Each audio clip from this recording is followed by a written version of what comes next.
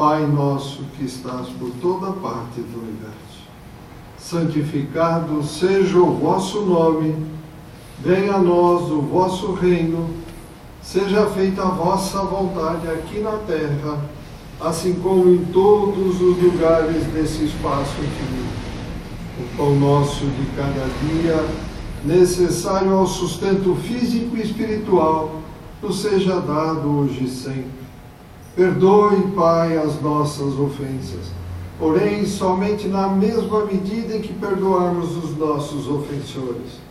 Não nos deixeis cair em tentações da matéria, mas livrai-nos, Senhor, de todos os males, pois sabemos que somente a Ti pertence o reino, a glória e o esplendor para todo o sempre. Graças a Deus, a Jesus é o benefício. Continuamos então com a Fernanda, no Obreiros da Vida Eterna, com o capítulo anterior.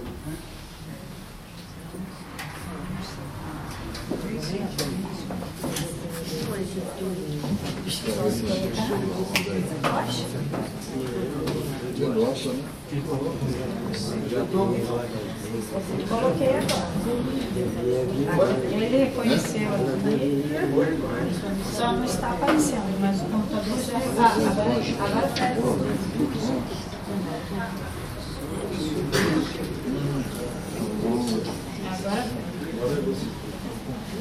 Agora aqui está desligado, mas deixa que a minha voz alcance.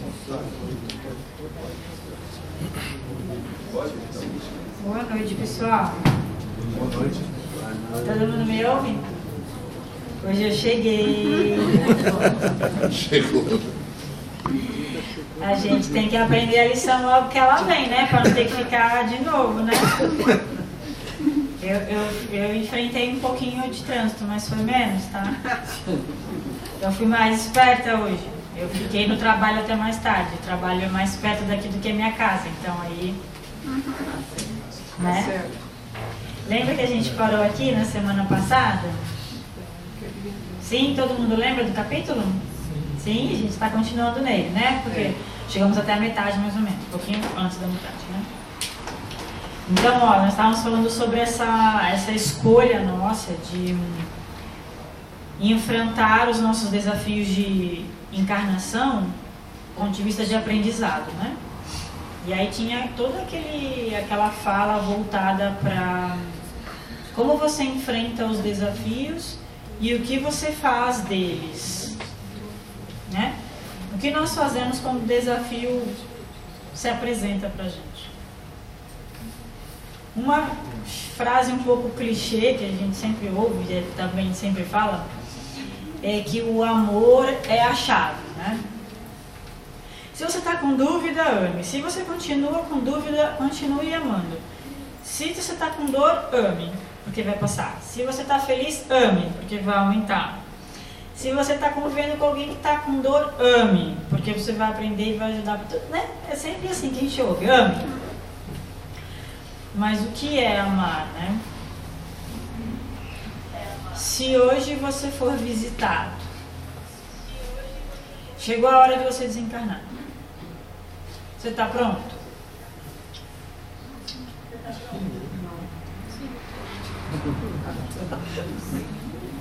Sim ou não, ou não sei? Eu acho que não estou pronto. Não? Você acha assim, tá bom, então você tem até amanhã de noite para estar pronto.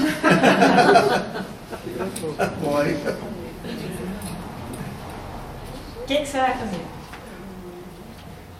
Chegou a hora do seu desencarne. O que você vai fazer? Não, você vai desencarnar. Sinto muito. Querendo ou não querendo.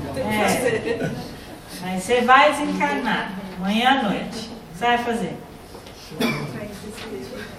Entrar em desespero?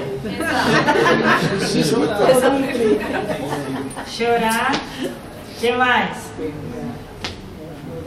Correr atrás do prejuízo. Hã? Correr atrás daquilo que deixamos de fazer. Correr atrás do prejuízo. O que mais? Gente, eu ia comer pizza. Não sei vocês, mas eu ia comer pizza. Porque eu vou ficar muito tempo sem comer pizza. Então eu ia comer pizza, entendeu? Ia ser a pizza mais sensacional do mundo, mesmo que ela tivesse ruim. Olha como a gente tem pouca fé, né? Homens de pouca fé, até quando estarei com vocês, não é? A gente recebe a aviso, você vai desencarnar amanhã à noite, tá? Qual é o problema? Lembra da cena de Nosso Lar, que Chico tá lá no avião, o troço começa a chacoalhar? Pra todo lado, daquele troço chacoalhando pra todo lado. O que foi que ele fez? Que desespero. Primeiro ficou ali tentando entender o que está acontecendo. Aí depois a maioria começou a gritar. E ele fez o quê? Valei-me, minha Nossa Senhora. Eu lembro tanto dessa cena. Quem aparece? Qual é a expressão?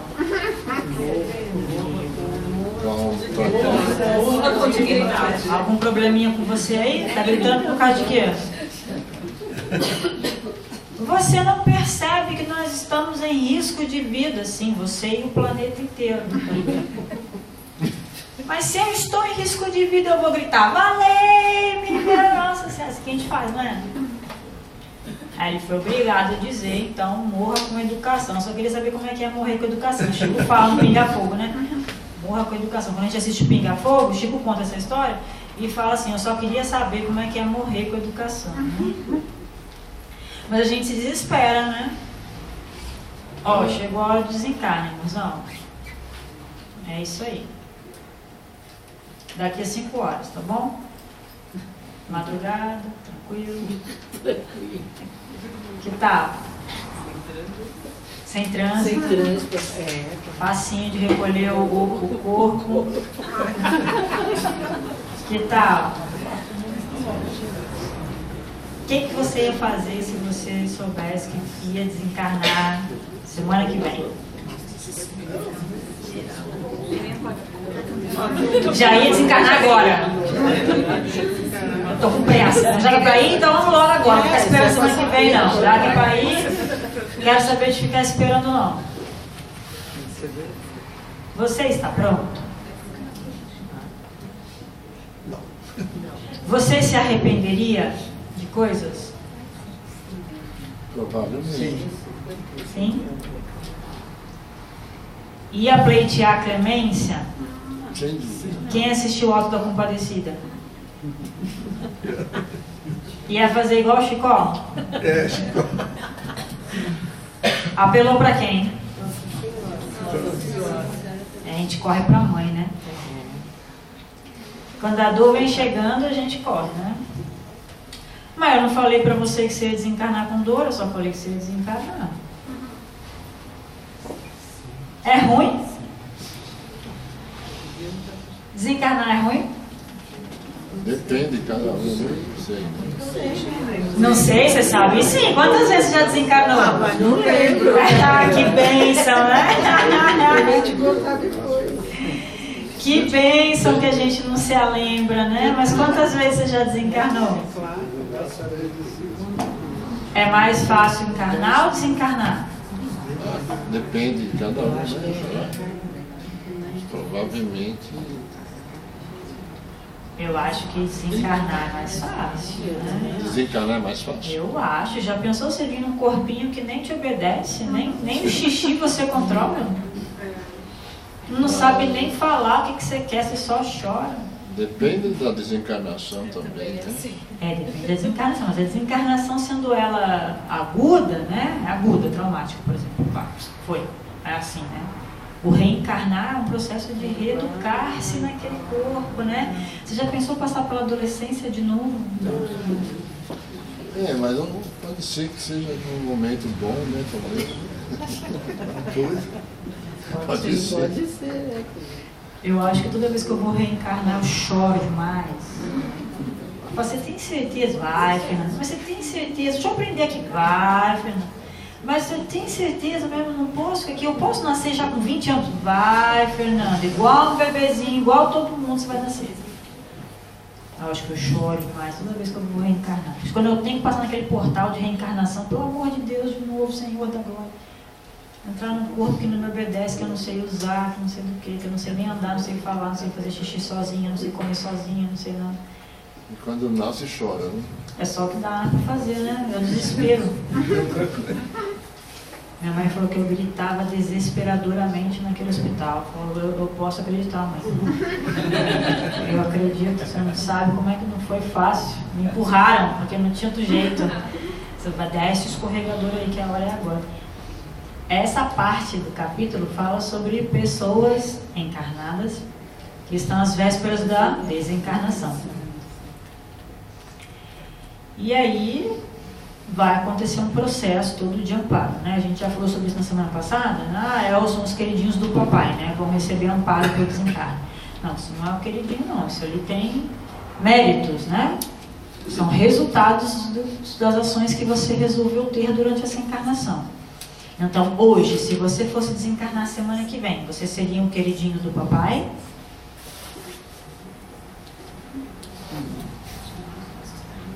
Sim ou não?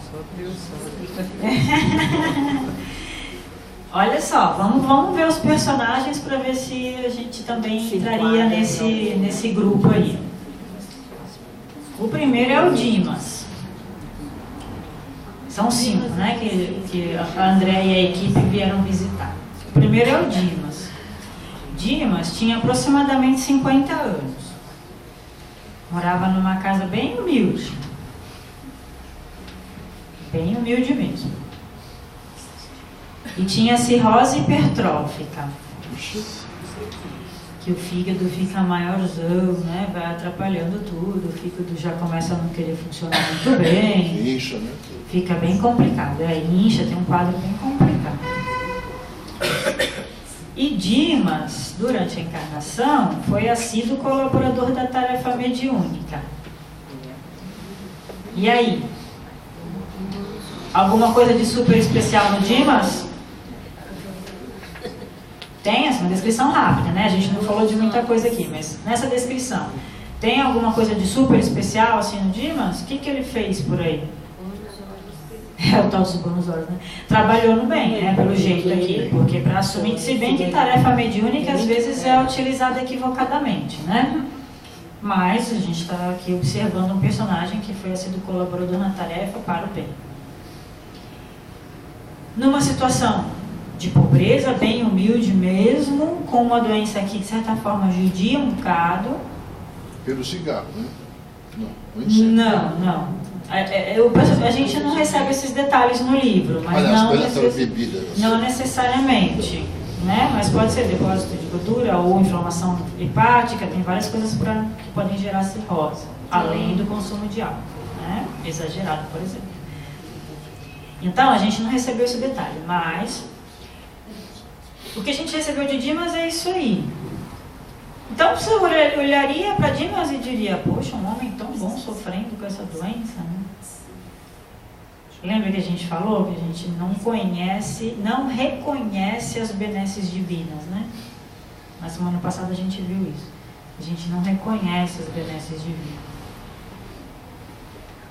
Nosso amigo, no caso Dimas, fez-se credor feliz de inúmeras dedicações pela renúncia com que sempre se conduziu no ministério da mediunidade. Agora é chegada para ele o tempo de descanso construtivo. Dimas vai ficar tocando harpa. Que tal?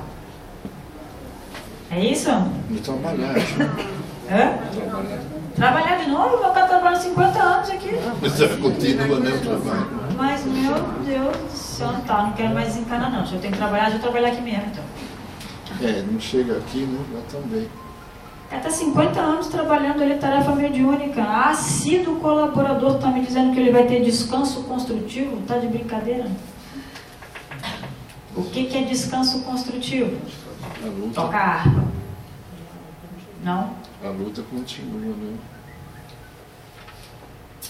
Então, né, gente, o processo de aprendizado conclui-se com uma reencarnação? 2, 1000? Não? Meu amigo está lá em cima já. O trabalho vai continuar. Mas existe um descanso ali no meio do caminho, né? É, né? O que será que é um descanso lá na espiritualidade, né? Ó, acerquei-me do enfermo, este é André, né? Aplicando-lhe passes magnéticos de alívio. Esta doença causa dores também, né?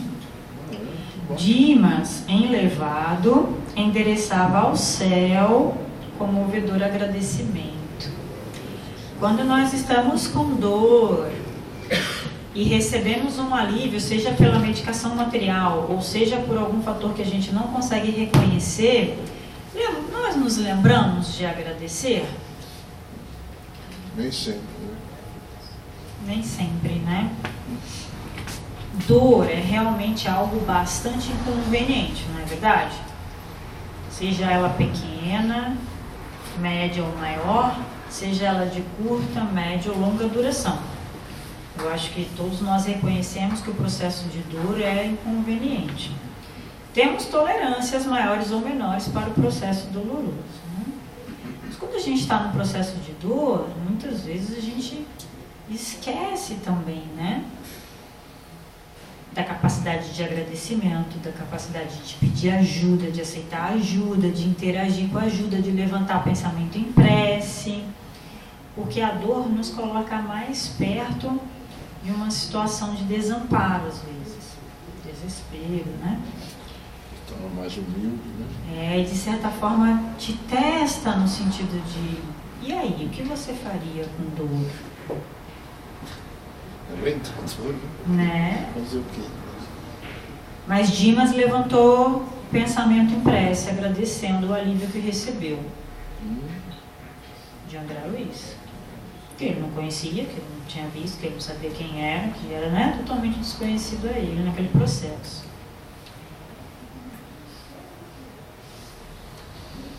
Eu li o negócio sem mostrar pra vocês, né? Desculpa. Maluquete. Depois que eles saíram da casa de Dimas, bom, então Dimas foi socorrido ali, né? Socorrido no sentido de acalmado, né? Recebeu o alento invisível, o aconchego que ele podia nem saber de onde vinha, mas foi reconfortado. Sabe quando você se sente reconfortado sem entender o que está acontecendo? De repente, do nada, você sente uma paz assim. Alguém já passou por essa experiência? Do nada, estava numa situação estranha qualquer, e aí, de repente, aquilo ficou tão tranquilo para você, tão calmo, né?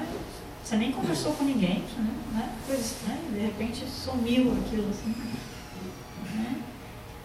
Dimas reconheceu o socorro e se recolheu em prece. E eles saíram da casa de Dimas com a premissa de acompanhar o caso até o desencarne que se fazia próximo. Bom, para sair da casa de Dimas, André abriu a porta da frente, pegou a chave do carro que ele tinha deixado estacionado, entrou no carro, abriu o carro, abriu a porta para o orientador, sentou todo mundo e ele saiu com o carro. Foi assim? Não? Então, ele foi assim, olha que alegria, né? Imagina, dá para ver que tem duas pessoas aqui volitando? Claro que é uma representação artística, né? Então, não, estão volitando mesmo. A imagem não está clara, mas ali na frente é uma paisagem natural. Então elas estão caminhando para a paisagem natural. Caminhando não, né? Volitando mesmo. Volitação, você já pensou o que é isso? Alguém já teve essa sensação quando estava dormindo? Tive já. Fazia assim, as mãos subiam e desciam. Uma alegria total, né? Alguém mais já teve essa sensação de volitação? É muito bacana, não é? E azul, céu azul ainda. Que delícia! Imagina que é você ter o domínio completo da relação do peso do seu corpo, seja ele perispiritual, no caso aqui, com o ambiente onde você está.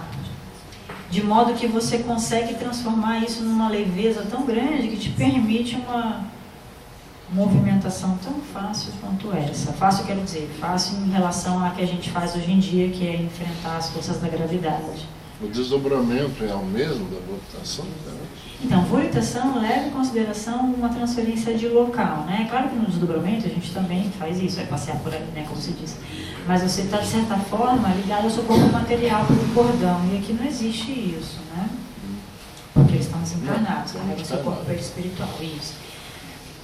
Mas essa transferência de local respeita, obviamente, a sua possibilidade, o seu conhecimento em fazer isso com o seu próprio corpo perispiritual, mas também respeita a sua sintonia de pensamento. Dá pra gente volitar agora? Pra onde você ia? Eu ia pra pizzaria. Então, olha o problema, porque se eu desviasse o pensamento e pensasse na pizzaria, onde que eu ia parar? Na pizzaria. Na pizzaria. Ah, imagina, eu tô aqui falando, de repente, blum, eu paro lá na pizzaria. Aí eu, caramba, se for sair, vou ter que botar o pensamento pra cá de novo pra voltar. Já pensou, mano, que isso? Então, a volitação exige, né, uma organização muito clara de pensamento. Uma disciplina muito clara, um controle muito claro de pensamento, não é assim? Porque senão, imagina você estar naquela reunião que não está assim tão legal, do mundo, né? E aí você desviou o pensamento para aquela praia que você visita nas férias. Aí de repente você blum, apagava de lá, da sala de reunião e ia embora para a praia. Já pensou quantas pessoas aparecendo e desaparecendo numa sala de reunião porque o pensamento foi embora não sei para onde? Não dá, né? Não dá, né? Mas André descreve assim: muito difícil descrever a sensação de leveza e alegria inerente a semelhante estado, segurança e tranquilidade que nos enchem de tamanho bem-estar. É assim que ele descreve a volitação no ambiente aqui da Terra, né? Olha como essa descrição é sensível em nos mostrar que o processo de autoconhecimento é fundamental e absolutamente sensacional, né?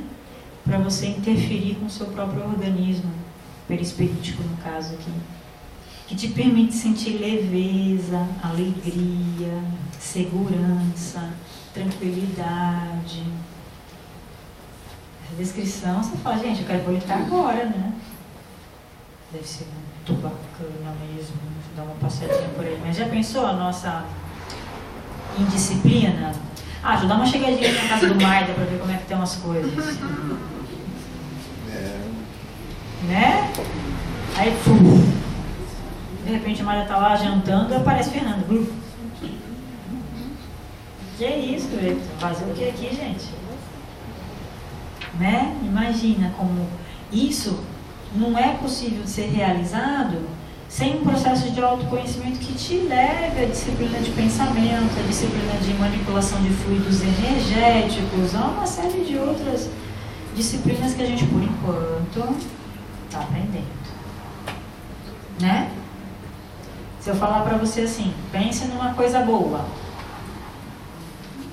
Pensou? Quantos segundos você consegue ficar pensando nisso sem desviar o pensamento? Está pensando ainda? E agora, está pensando ainda? Já escapou, já pensei em outra coisa. Então, de fato, nossos pensamentos merecem, de nossa parte, um pouco mais de dedicação, para que a gente consiga mantê-los num nível vibracional bacana. Porque, de certa forma, são eles que testemunham de nós. Né? A nossa vibração mental testemunha de nós.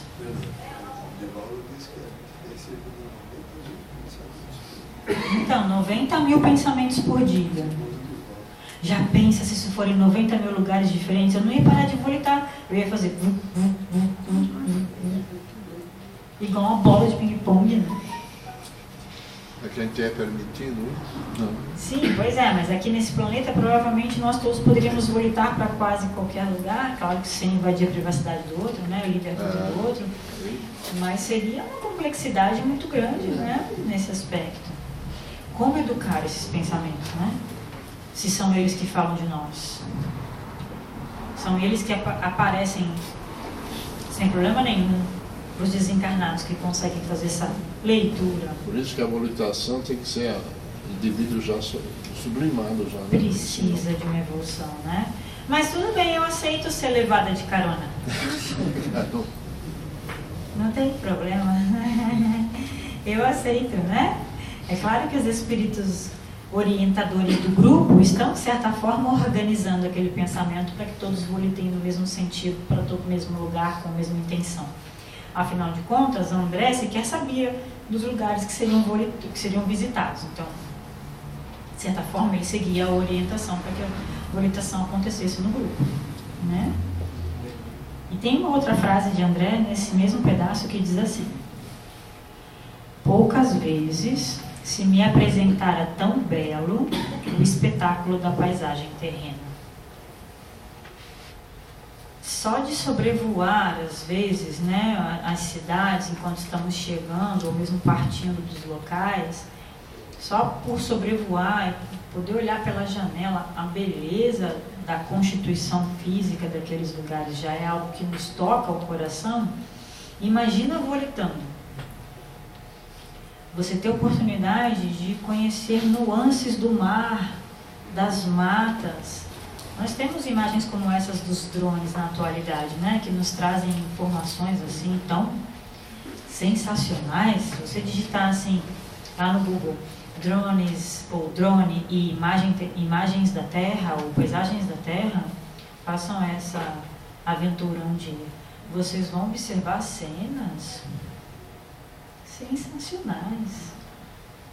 Imagina você visitar os recônditos desse planeta, né? Sobrevoando, por assim dizer, volitando, podendo visitar aqueles recintos. Realmente deve ser algo sensacional, né? Olha a escola física que nós temos o privilégio de frequentar. Tá aí, ó, com a América do Sul em foco. É de uma perfeição estrondorosa, né? É de uma organização estrondorosamente bela. Pensar que o mestre, há mais ou menos uns 5 bilhões de anos, 4,5 a 5 bilhões de anos, organizou tudo isso que a gente está vendo aí. Cada detalhe, gente. Cada flora, cada fauna, cada característica morfológica de cada ser vivo determinado pelo ambiente onde ele vive, tudo isso foi pensado. Foi pensado, foi testado, foi aprimorado de bilhões e bilhões de anos de caminhada nesse planeta. É inimaginável, né? A gente pensar uma coisa dessa. Como pode, né? Bom, mas aí eles foram volitar por aí, porque estavam se divertindo, brincadeira, estavam em tarefa. E o próximo a ser visitado foi o Fábio. Fábio tinha idade madura, eles não falam, nós não sabemos a idade certa. Morava no Rio de Janeiro. Então eles saíram de uma cidade do interior, onde morava Dimas, e foram para o Rio de Janeiro, até a residência de Fábio. O que ele tinha era tuberculose adiantada. Tuberculose é uma doença bastante que judia muito também, né? Judia no ponto de vista que acaba gerando certo sofrimento, ainda mais a época da descrição. Imagine que já tenha tempo, né, dessa descrição. Tuberculose adiantada. E não é médium com tarefa mediúnica de psicofonia. Já é pra nada, então. Que bom. A gente ouve isso, né? Às vezes você está lá na tarefa mediúnica e você... eu não faço nada, eu não sei nem para que eu continuo ouvindo, porque eu não falo, eu não escrevo, eu não vejo, eu não sinto nada, eu não ouço nada, isso é o que eu estou fazendo aqui. Já ouviram isso? Já? Tem gente que diz isso, né? Ou às vezes diz assim: ô, pelo amor de Deus, quero jamais ver esse negócio de espírito. Eu tô aqui, mas não aparece pra mim. Né? Tem isso. É óbvio que nós todos estamos em processo de aprendizado e evolução. Cada um de nós está numa etapa. Isso é óbvio, né? E todos seremos respeitados em nossas etapas. E os espíritos jamais desrespeitarão a nossa etapa evolutiva em relação ao trabalho mediúnico. Muitas vezes, inclusive, nós não viemos com tarefa mediúnica das ditas tradicionais, né? Psicofonia, etc. e etc. Repare na observação. Não é médium com tarefa. Contudo, Fábio sustentava comovente palestra, dirigindo-se a dois pequeninos que aparentavam 6 e 8 anos. Formosa expressão de luz areolava a mente do enfermo, que pousava nas crianças o olhar muito lúcido. Alguém que está falando com duas crianças e que está envolto em luz, está falando sobre algo edificante ou não? Edificante. E você falar sobre um assunto edificante com duas crianças, você está ou não em tarefa? Está em tarefa. Não é? Vai para 3 anos, instituímos nosso culto doméstico do Evangelho de Jesus. Fábio falando com as crianças. E vocês sabem hoje que nosso mestre não morreu. Quando eu fizer a viagem da renovação, eu já ouvi várias explicações e sinônimos para desencarnar. Mas nunca tinha visto uma dessa. Viagem da renovação. Você vai desencarnar semana que vem. Não, semana que vem a sua passagem está comprada para a sua viagem de renovação. Bonito agora. Tenham calma e otimismo. Deus espera que sejamos alegres na luta de cada dia, para sermos filhos fiéis ao seu divino amor. O que vocês acham dessa frase de Fábio? Deus espera que sejamos alegres na luta de cada dia, para sermos filhos fiéis ao seu divino amor. Concordam? Sim? E estamos cumprindo a tarefa de sermos alegres na luta de cada dia? A gente tenta, né? Não estamos alegres, não tem que ser alegre, né? Difícil até de tentar. Às vezes é difícil até de tentar, né? Semana passada eu tive dificuldade de tentar isso aqui. Mas é como nós comentamos, os desafios me serão apresentados.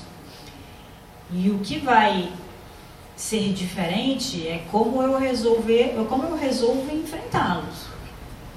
Posso escolher enfrentar com alegria? Posso. Posso escolher enfrentar com tristeza? Posso também. Posso escolher enfrentar com revolta? Posso também. Se eu escolher enfrentar com revolta, Deus vai olhar e falar assim: tá bom, Fernanda, se vira então, o problema é seu.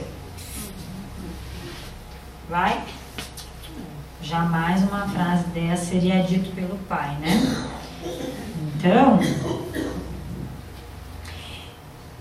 porém, homem equilibrado. Quem? Fábio, né? Fábio que estava em palestra com os filhos. Será que ele levou a vida com alegria? É homem equilibrado, amante da meditação e da espiritualidade superior. E em razão disso, desde a juventude, tornou-se excelente ministrador de energias magnéticas, colaborando conosco em relevantes serviços de assistência oculta. Fábio sequer sabia, como encarnado, que era um ministrador de energias magnéticas. Fazer alguma coisa.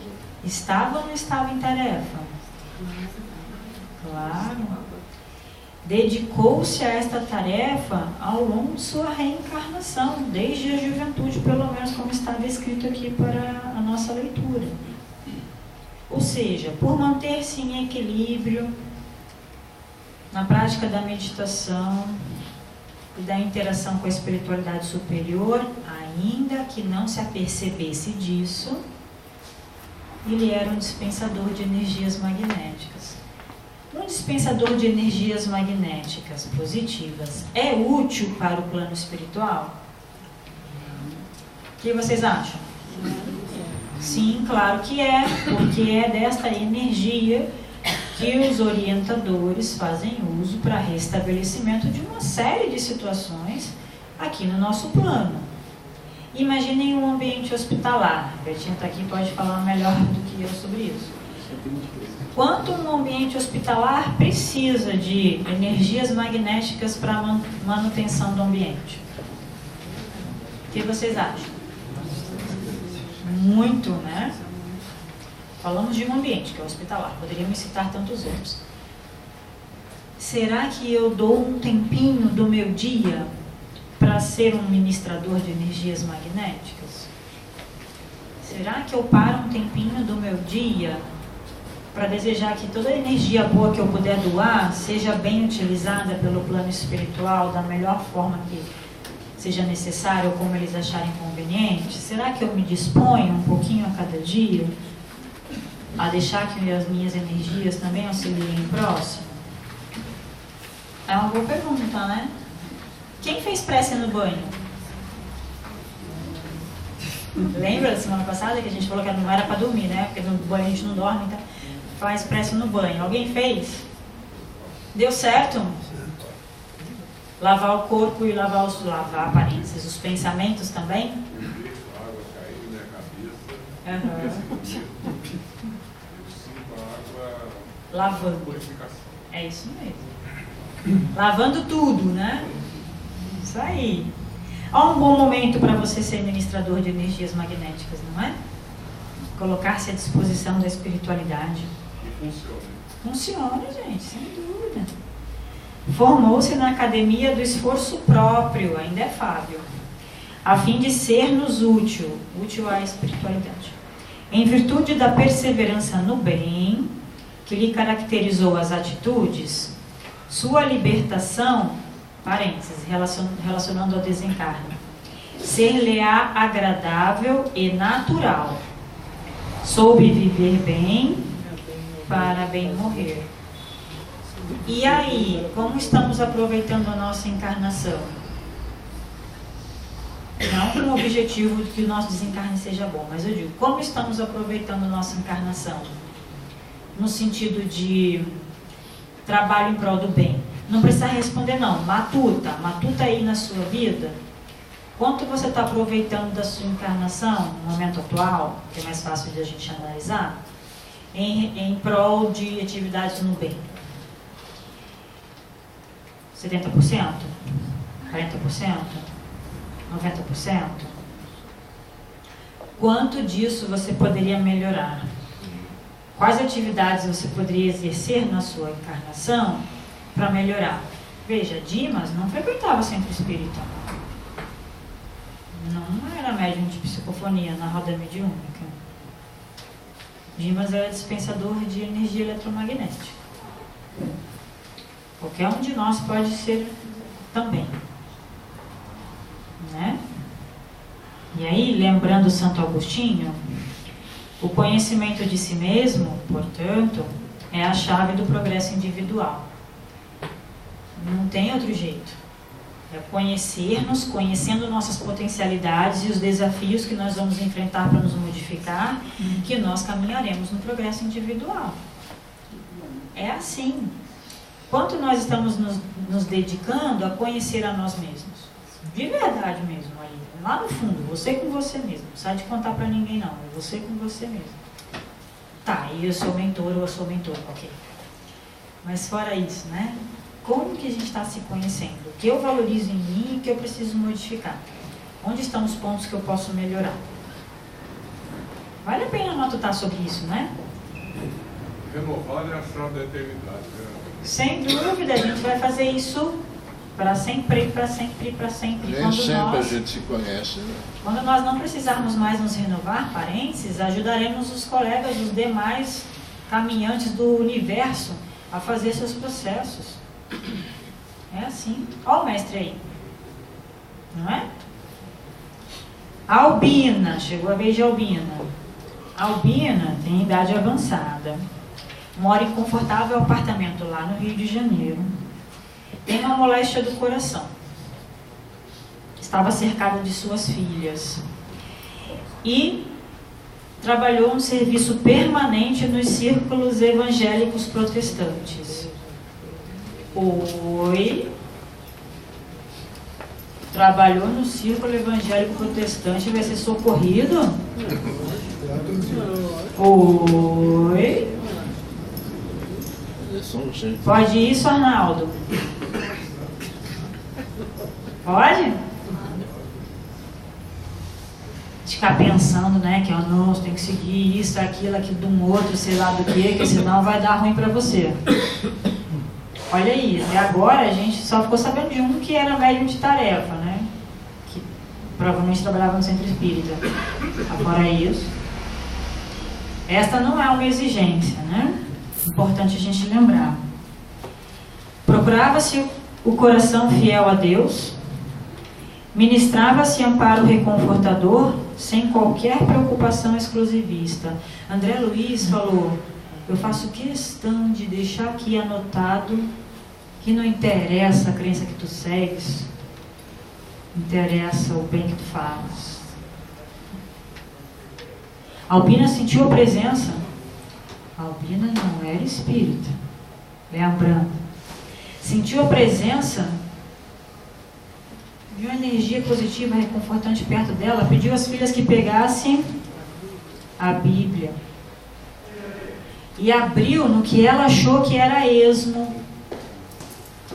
Recebeu o auxílio do orientador para abrir numa página que interessava. A página era aquela lição que fala sobre a ressurreição de Lázaro. Albina leu comoventemente aquele trecho com as filhas,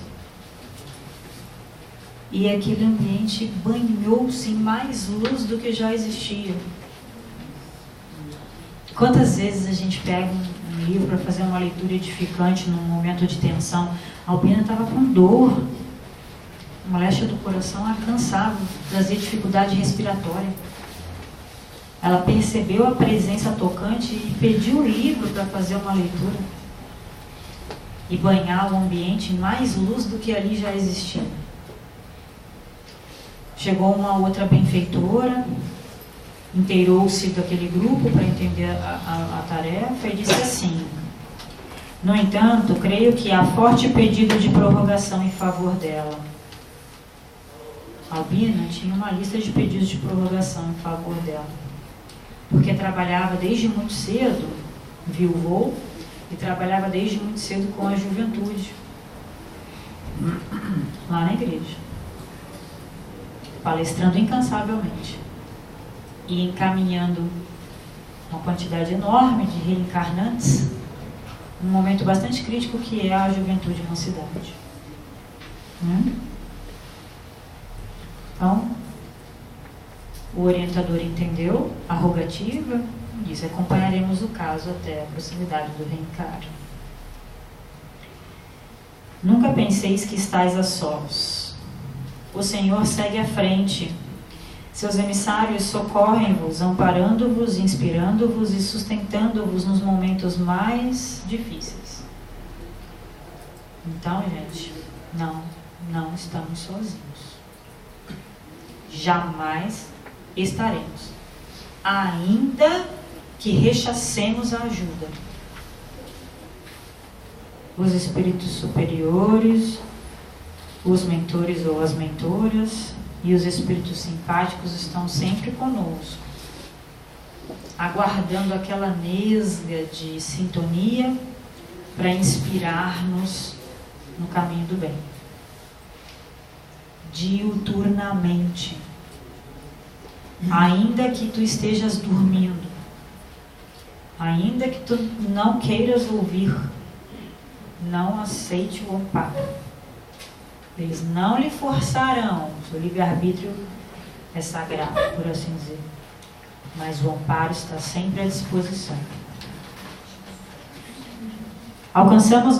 Saiu da casa de Albina, alcançamos grande enfermaria de amparo gratuito A maioria dos leitos ocupados mostrava o doente em um hospital e as entidades espirituais que o rodeavam. Esse é o cenário espiritual do hospital visitado. O leito, os doentes e as entidades espirituais que rodeavam cada uma daquelas almas. Umas em caráter de assistência defensiva, outras em acirrada perseguição. É só no hospital que nós temos esse cenário? Não. Temos em nossas casas, temos no transporte público, temos nos recintos profissionais que frequentamos, temos nas escolas. Porque somos puramente vibração, no sentido de atração e sintonia. Trazemos para perto de nós aqueles que sintonizam conosco. Chegaram ao leito de Cavalcante. Cavalcante tinha aproximadamente 60 anos, estava no leito hospitalar, sozinho, tinha uma úlcera do odenal já em estágio avançado, era católico, abnegado e valoroso nos serviços do bem ao próximo. Importa o fato dele ser católico? Não importa. Cavalcante era absolutamente alheio à nossa influenciação, ou seja, não percebia a presença da equipe espiritual. Apesar das elevadas qualidades morais, não possuía bastante educação religiosa para o intercâmbio desejável. É aquilo que comentamos. Muitas vezes os nossos amigos espirituais estão à nossa disposição para o auxílio devido, mas eles necessitam da nossa sintonia com eles. Não há como forçar-nos a sintonizar-se com eles. Né? A gente brinca, não tem como dar um peteleco, um supetão, pedala ou qualquer coisa assim, tipo, eu estou falando com você. Não tem como isso acontecer. Esse passo depende da nossa disposição em sintonizar.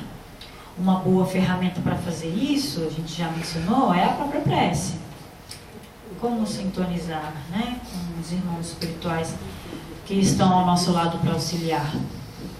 Um pensamento em prece nos ajuda a entrar em sintonia mais elevada. Mas às vezes a gente esquece, está envolvido numa situação que é complicada, dolorosa às vezes, e se enrola, enfrenta aquela situação de maneira mais automática, que acaba quase sempre sendo grosseira e perde a oportunidade de auxílio. Reparem que uma pessoa que se mantém com serenidade em situação de discussão, quase sempre consegue resolver aquele impasse. Né? Tinha um benfeitor, à cabeceira de Cavalcante, porque ele tinha trabalhado nos serviços do bem ao próximo durante a vida inteira. O benfeitor disse o seguinte: tenho tido dificuldade para mantê-lo tranquilo, em vista dos parentes desencarnados que o assediam de modo incessante. O pobrezinho não se preparou convenientemente para libertar-se do jugo da carne e sofre muito pelos exageros da sensibilidade. Cavalcante tinha sensibilidade apurada, apesar de não entender nem aceitar isso como mediunidade, uma vez que o estudo religioso dele era diferente do que a gente conhece. Então esses conceitos não chegavam até ele, né? Mas isso não o impede de ter sensibilidade apurada. Não é porque não vai ser espírita que não terá sensibilidade apurada. Todos nós podemos exercer e ter sensibilidade apurada, independente da crença que professarmos. Então ele pressentia essa interferência de parentes desencarnados, que não entendiam muito bem a tarefa que ele tinha abraçado. Achavam que ele tinha negligenciado a família. E por isso ele tinha mais dificuldade no processo de desencarne. E aí tem aqui, não se preparou para o desencarne. Estamos nos preparando para o desencarne? Estou sim, não quero nunca.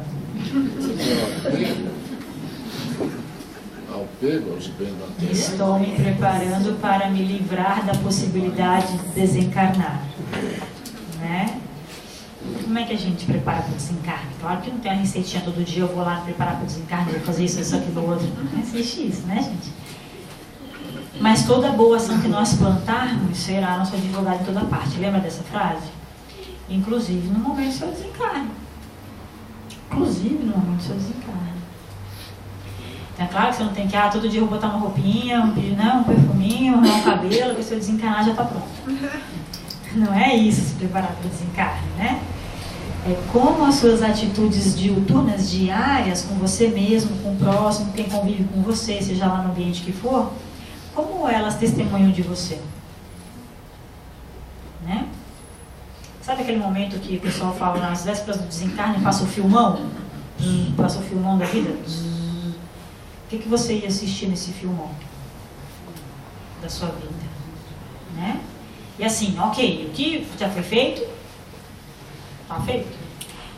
Posso mudar daqui para diante? Posso mudar agora se eu quiser?